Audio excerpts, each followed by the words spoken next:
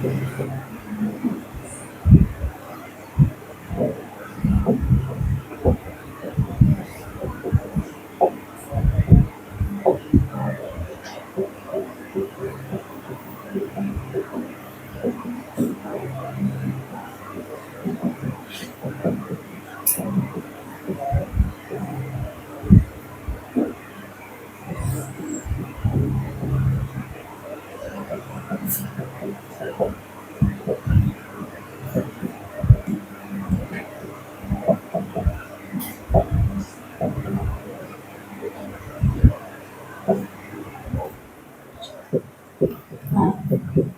भाई क्या है, ऐसा है क्या? ये लीजिएगा आप। हाँ सर, सवाल नंबर 4 में जो ट्रेन है वो प्लेटफॉर्म को पार कर रही है, और जब कोई ट्रेन प्लेटफॉर्म को पार करती है तो ट्रेन द्वारा तय की गई जो दूरी होता है वो ट्रेन की लंबाई प्लस प्लेटफॉर्म की लंबाई होता है। तो डिस्टेंस कितना हो जाएगा? डी बराबर दूरी कितना हो जाएगा? सर दिया हुआ है 330 मीटर रेलगाड़ी का लंबाई है और 710 मीटर प्लेटफॉर्म का, तो 330 प्लस 710 यानी कि 1040 मीटर ये दूरी हो गया। अच्छा, जब भी प्लेटफॉर्म को पार करती है तो अपने स्पीड से पार करती है। उसका स्पीड कितना है? सर स्पीड दिया हुआ है 72 किलोमीटर प्रति घंटा। चाल दिया है 72 किलोमीटर प्रति घंटा, बट ये तो मीटर में है, आपको इसको भी मीटर पर सेकंड में बदल देना चाहिए। 72 किलोमीटर प्रति घंटा में 5/18 का गुणा करेंगे तो मीटर पर सेकंड हो जाएगा। 18 चौके 5 चौके 20 मीटर पर सेकंड, यानी स्पीड हो गया 20 मीटर पर सेकंड। अब दूरी भी पता है, स्पीड भी पता है, टाइम निकालना है, तो टाइम बराबर क्या हो जाता है? डिस्टेंस बाई स्पीड, यानी दूरी बटा में चाल। तो दूरी है 1040 बटे में 20, तो कट जाएगा 52 बार में। अच्छा ये किस में आएगा? सर मीटर पर सेकंड है तो किस में आएगा? सेकंड में आएगा। आंसर हो गया 52 सेकंड।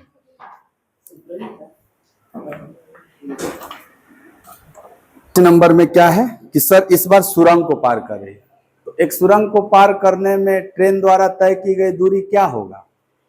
लाला जी बताइए। अगर कोई ट्रेन है वो एक सुरंग को पार कर रही है तो ट्रेन द्वारा तय की गई दूरी क्या होगा? जैसे ट्रेन की लंबाई प्लस सुरंग की लंबाई।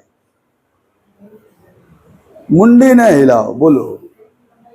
हाँ, जैसे प्लेटफॉर्म को पार किया था तो दूरी हुआ ट्रेन की लंबाई प्लस प्लेटफॉर्म की लंबाई, उसी प्रकार सुरंग को पार करेगा तो ट्रेन की लंबाई प्लस सुरंग की लंबाई। तो ये दोनों दिया हुआ है क्या? ट्रेन की भी लंबाई दिया हुआ है, सुरंग की भी लंबाई दिया हुआ है ना। 240 प्लस 360 कितना हो जाएगा? 600 मीटर ये दूरी हो गया, और समय दिया हुआ है 30 सेकंड। तो चाल ही पूछेगा ना, दूरी और समय दे दिया तो। पूछा है ट्रेन की चाल बताओ, लेकिन किस में? किलोमीटर प्रति घंटा में। चाल बराबर क्या होता है? दूरी बटा में समय। तो दूरी है 600 और 30, ये आया 20 मीटर पर सेकंड हो, लेकिन मीटर पर सेकंड बताना है कि किलोमीटर पर आवर। तो 5/18 होता है तो 20/72 होगा। आप रेशियो जानते हैं ना, kilometre per hour and metre per second में रेशियो 18:5।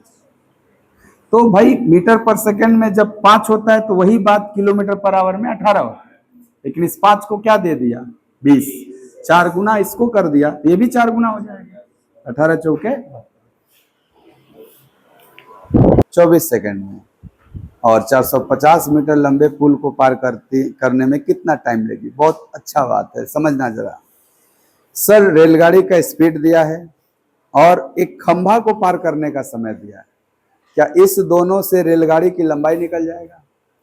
अच्छा, और एगो 450 मीटर लंबा पुल को भी पार कर रही है, तो उससे आपको निकल जाएगा कितना समय लगेगा, क्योंकि स्पीड दिया हुआ है। आपको कि 40.5 किलोमीटर प्रति घंटा की स्पीड से चला है तो 24 सेकंड इसको लगा है। तो ये बोला कि 450 मीटर लंबे पुल को पार करेगा तो कितना समय लगेगा। 40.5 स्पीड है और 24 सेकंड समय है। क्या यहां से ट्रेन की लंबाई निकल जाएगा? सवाल नंबर 6 में चाल दिया हुआ है 40.5, लेकिन ये तो किलोमीटर पर आवर में दिया होगा। क्या इसको हम मीटर पर सेकंड में बदल लें? तो अब ये डायरेक्ट 18 का मल्टीपल दिख रहा है आपको, 18 दूनी 36 और 4.5 ऐड हुआ है, और 4.5 18 का 25% होता है।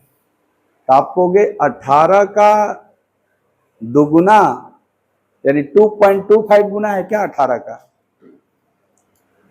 18 का 2.25 गुना है, तो भाई 5 का भी 2.25 गुना हो जाएगा। तो 5 का 2.25 गुना कितना होगा? सर 5 का दोगुना 10 होगा, और 0.25 का 5 गुना करेंगे 1.25 होगा, तो क्या हो जाएगा 11.25। यानी यही बात जिसमें हम अगर 5/18 का गुणा कर दिए तो क्या आ जाएगा 11 मीटर पर। या डायरेक्ट आप तुलना कर सकते हैं कि 18 को कब गुना किया, हाँ 5/18 का, हाँ 5/18। और समय कितना दिया हुआ है 24 सेकंड। कौन सेकंड में पार किया था? 24 सेकंड में खंबा पार किया था।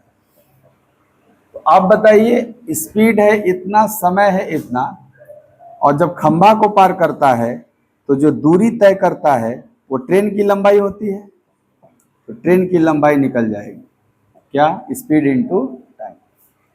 अब 11:15 में 24 का गुना करेंगे कितना हो जाएगा? आपको 24 का 11 गुना 264, और फिर 6, 264 और 6 270 मीटर आएगा गुणा करके। बोलिए साहब, ये आगे ट्रेन की लंबाई।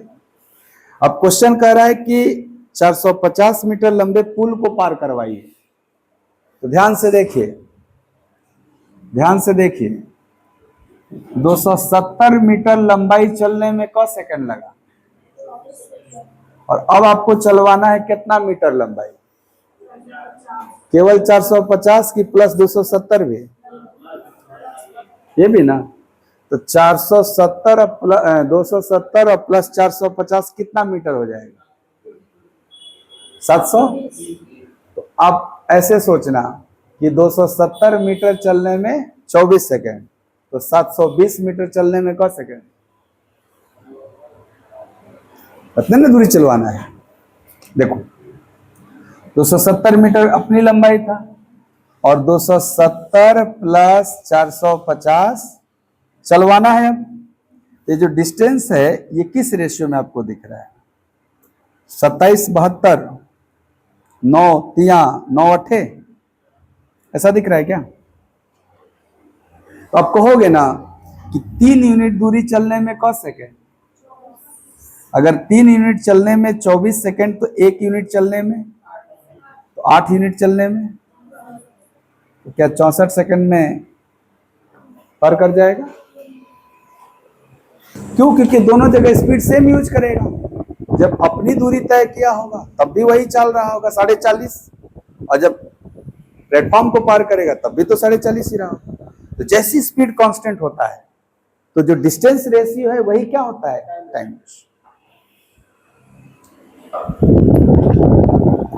15 सेकंड में पार करती है। क मीटर लंबी ट्रेन? 750। क सेकंड में पार की? 15। किसको? खंभा को। तो खंभा को पार करेगी तो अपनी ही लंबाई को तय करेगी। इसी चाल से यात्रा करते हुए यह ट्रेन एक पुल को 25 सेकंड में पार करती है। तो पुल की लंबाई बता दो। सिंपल है, चाल कांस्टेंट है कि नहीं है? तो जब भी चाल समान दे दे, जब भी चाल समान रहे, तो आप कहते हो समय का अनुपात के बराबर होगा दूरी का अनुपात, या दूरी के अनुपात के बराबर होगा। आपको समय दे करके ना दूरी पूछा हुआ है, किसी सवाल में दूरी दे करके समय पूछता है, तो समय इसमें दिया हुआ था। खंभा को क सेकेंड और पुल को, तो 15-25 का रेशियो क्या होगा? तो क्या ये भी 3:5 रह जाएगा? सेम रेशियो रहता है। अच्छा, ये जो 15 सेकेंड लिया है किसको पार करने में? तो जब खंभे को पार करता है तो दूरी ट्रेन की लंबाई होती है, और जब पुल को पार करता है तो ये दूरी ट्रेन प्लस पुल की लंबाई होती है। तो ट्रेन का दिया है कि पुल का? 750 मीटर लंबी एक ट्रेन का दिया हुआ है। इस 3 का मान दिया हुआ है 750 मीटर। एक बात बताओ, यहां से एक का मान आ जाएगा 250, 3 से कटेगा 250 बार। आपको अगर पुल की लंबाई निकालनी है तो इस 5 की निकालनी है कि इस 5 में जो 2 है उसकी निकालनी है? भाई 3 तो ट्रेन है, 5 है ट्रेन प्लस पुल। ये 5 क्या है? ट्रेन प्लस पुल। हमको केवल पुल की लंबाई निकालनी, और ये 3 क्या था? ये ट्रेन की लंबाई। तो क्या पुल की लंबाई 2 यूनिट होगा? 1 यूनिट का मान 250, तो 2 यूनिट का मान 2 गुणे 250 500 मीटर हो जाएगा, क्योंकि यहां से 1 यूनिट का मान क्या हो जाएगा? 200। ऐसे स्पीड के चक्कर में नहीं पड़ा जाता है ऐसे सवालों में, नहीं तो सामान्यतः लोग पहले स्पीड निकालेंगे उसके बाद करते।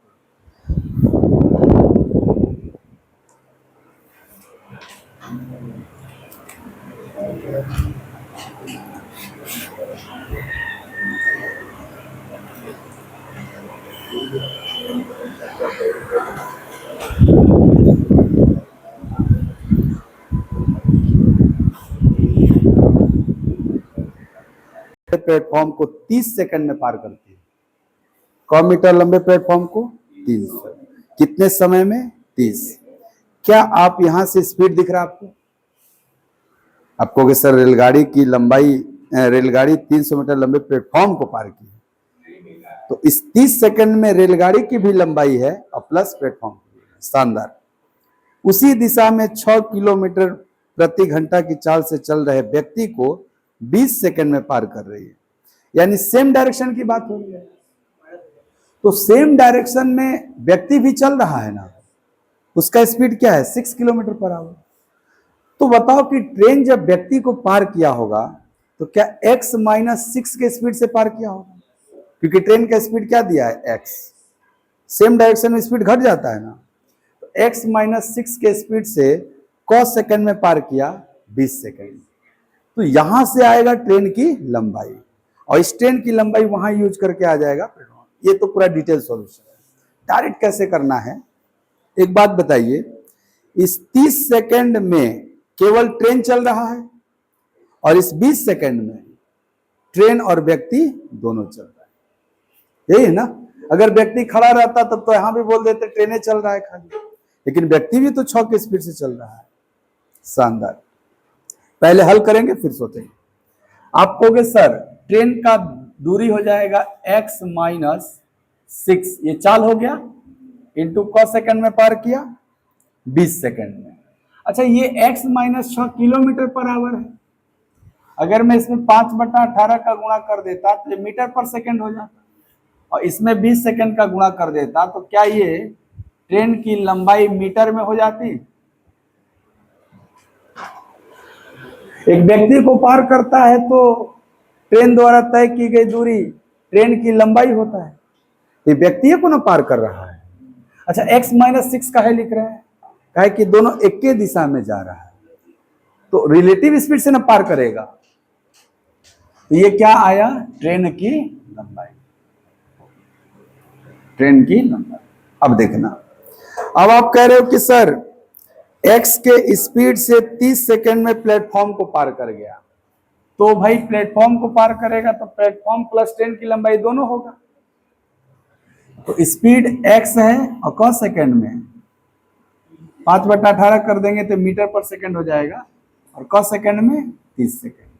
ये जो है इसमें क्या क्या है, ये स्पीड इंटू टाइम डिस्टेंस बन गया ना। ये जो दूरी आया, इस दूरी में किसकी किसकी लंबाई, ट्रेन की लंबाई प्लस प्लेटफॉर्म में दोनों है। और ये क्या है, ट्रेन की लंबाई।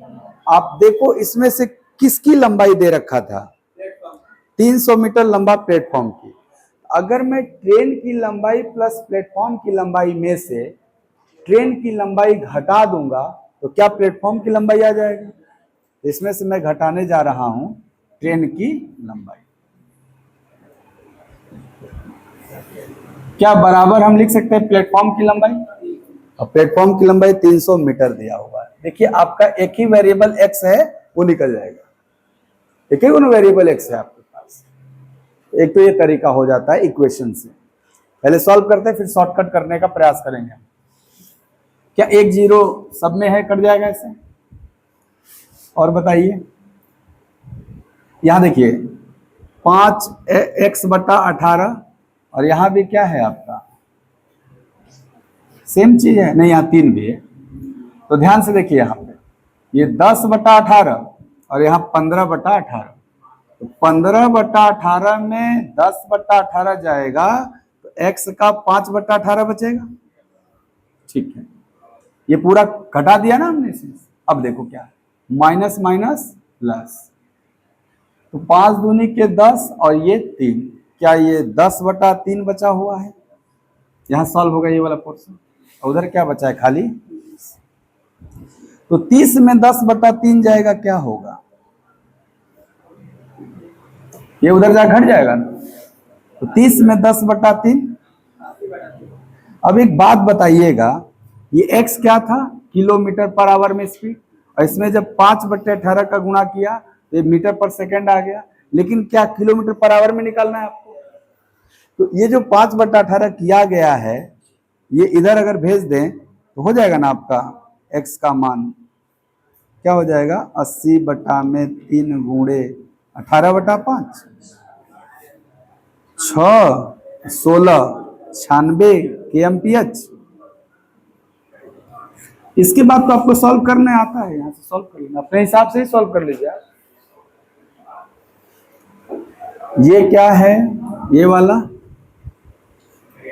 ट्रेन प्लस, ये वाला क्या है, तो ट्रेन प्लस प्लेटफॉर्म में ट्रेन घट जाएगा तो क्या आएगा, दिया था ना प्लेटफॉर्म। हाँ, चलने वाले व्यक्ति को 9 सेकंड में पार करती है, उसी चाल से यह रेलगाड़ी 372 मीटर लंबे सुरंग। सेम सवाल है क्या इस तरह का, लेकिन यहाँ स्पीड निकालना था, यहाँ टाइम निकालना है। तो देखिएगा 240 मीटर लंबी रेलगाड़ी समान दिशा में 6 के स्पीड से चल रहे व्यक्ति को 9 सेकंड में पार कर लिया। और आपको पता है कि व्यक्ति को पार करना यानी अपनी लंबाई के बराबर दूरी तय करना। तो दूरी तो हो गया 240 मीटर, और समय कितना लगा, 9 सेकंड। तो क्या 240 बटा में जो 9 आएगा, यह ट्रेन और व्यक्ति का रिलेटिव स्पीड आएगा। क्यों, क्योंकि व्यक्ति रुका हुआ नहीं है। अगर रुका हुआ होता तब तो ट्रेन का स्पीड हो जाता। दूरी बटा में समय क्या होता है, चाल। तो जो दूरी बटा समय चाल है, यह सापेक्ष चाल है कि केवल ट्रेन का चाल है। इसलिए सापेक्ष चाल है क्योंकि व्यक्ति भी चल रहा है। ठीक है, ये मीटर पर सेकंड में आएगा क्या। अगर मैं इसमें 18/5 का गुणा कर दूं तो किलोमीटर पर आवर हो जाएगा, और सापेक्ष चाल x - 6, ट्रेन का अगर x है तो x - 6 हो जाएगा, क्योंकि सेम डायरेक्शन था। अगर अपोजिट डायरेक्शन होता तो प्लस हो जाता है। बोलिए यहां तक समझ में आया कि नहीं? निकाल दीजिए सर। 45 दुगुना 24 दूनी 48, 6 54 है क्या x का मान। ये सॉल्व करिएगा तो 54 आ जाएगा x का मान। ये क्या आ गया, ट्रेन की चाल, किसमें, किलोमीटर पर आवर। अब बोला है कि ये रेलगाड़ी जो है ना, 372 मीटर लंबा सुरंग को क सेकंड में पार करेगा। तो आप कहोगे सर सुरंग को पार करेगा तो अपनी भी लंबाई चलेगा और सुरंग की भी लंबाई चलेगा, तो 240 प्लस 372, और इसकी चाल क्या है सर, अगर किलोमीटर में बोलेंगे तो इतना, और मीटर पर सेकंड में बोलेंगे तो 15। होगा कि नहीं होगा? यहाँ 15 से डिवाइड कर दें, क्योंकि ये मीटर है, मीटर पर सेकंड होगा तो समय सेकंड में आ जाएगा। ऐड करेंगे कितना हो जाएगा, 612/15। क्या सर दूरी बटा में चाल, समय आ रहा है ना, ये सेकंड, समय निकाल रहे हैं हम।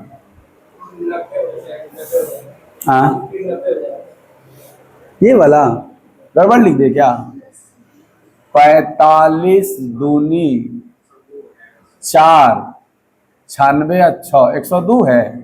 ओह अच्छा, ये 102 आएगा ना, तो 18 से 102 चला जाएगा, चला